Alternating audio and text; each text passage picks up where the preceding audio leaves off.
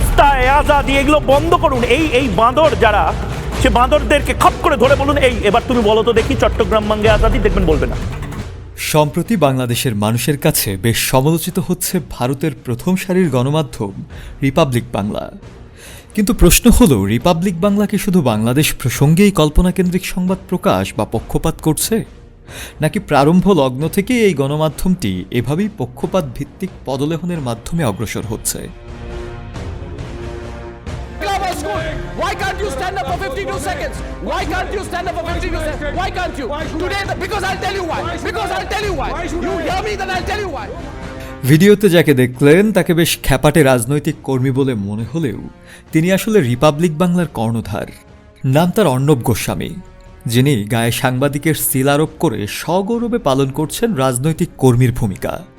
সাংবাদিক হিসেবে হয়তো আপনি তাকে সি গ্রেডে গ্রেডিং করবেন, তবে রাজনৈতিক তোষামতকারী কর্মী হিসেবে নিশ্চয়ই তিনি প্রথম সারির তালিকাভুক্ত হওয়ার দাবি রাখেন।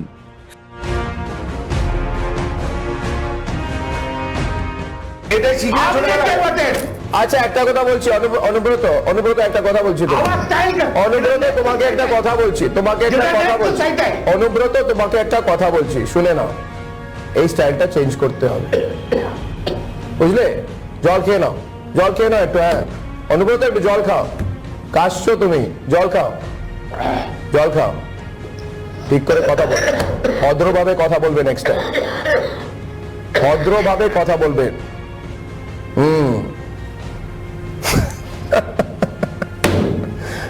এইসব আমার সাথে চলে না, এই স্টাইল আমার সাথে চলে না।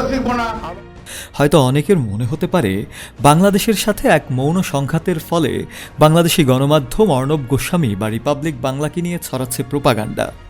কিন্তু উইকিপিডিয়া, সে সম্পর্কে কি বলবেন? চলুন দেখি উইকিপিডিয়া কি বলে তাকে নিয়ে।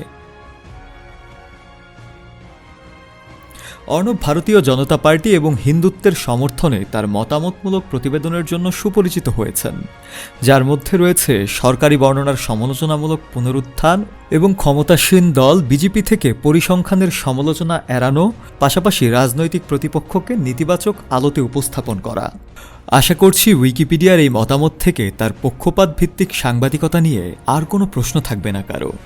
ফলে যে মিডিয়ার জন্ম বা প্রধান লক্ষ্যই হলো পক্ষপাত, সেই গণমাধ্যম বাংলাদেশ সম্পর্কে ঠিক কী ধরনের ভূমিকা পালন করল সেটি তেমন কোনো আলোচ্য ব্যাপার হওয়া উচিত নয়। শফিউল মাওলা, কালের কণ্ঠ।